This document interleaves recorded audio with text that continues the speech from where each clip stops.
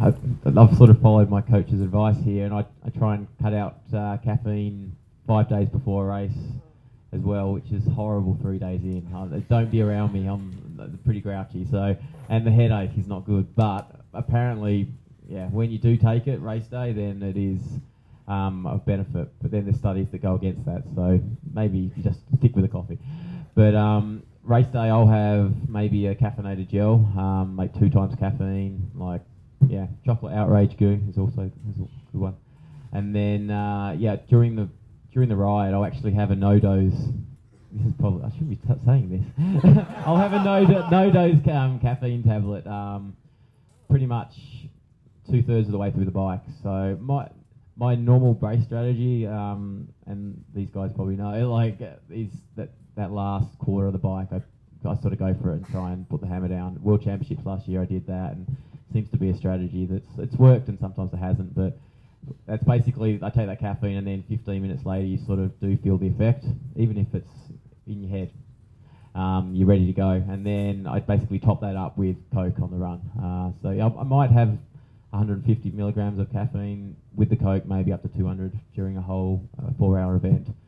As long as you stay hydrated, and depending on the conditions, if it's really hot, you probably want to do half that, because it's a diuretic and it will strip the liquid out of you. So when it's cooler, you can go a little bit more, and that's another thing with the conditions. The hotter it is, the more you want to get your nutrition from, like, fluids. Like Ben said, he just has fluids.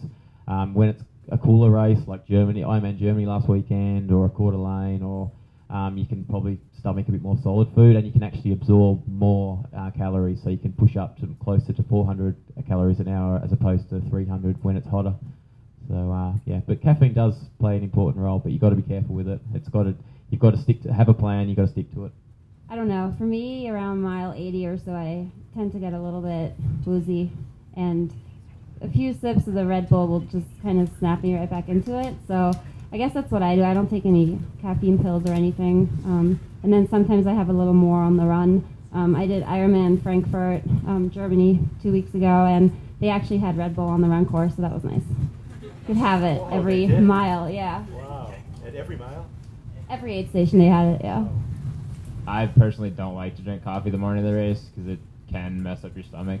So I actually drink one of, like, the mini Red Bulls, like the same size as 5 Hour Energy, but I know Red Bull works for me. And it's less liquid in my stomach, and I always actually take it, like, as I'm walking to the swim start. So, 15 minutes later you start the race. It makes the swim go by a little bit better. And then, actually, for Olympic distance racing, and I'm sure I would do it more for longer races, since we're plugging sponsors, First Endurance makes it's actually a powder called pre-race, and it has, I believe, 200 milligrams of caffeine, along with a bunch of other electrolytes and stuff in it. But I usually take like a half scoop of that and throw it in my water bottle for the ride, just to kind of get you through the end of the ride and the run. And again, that's an Olympic distance race. It's only 2 hours long, so you can kind of dose it however you see fit. But it's a powder, so it easily dissolves, and you can use as much as you want.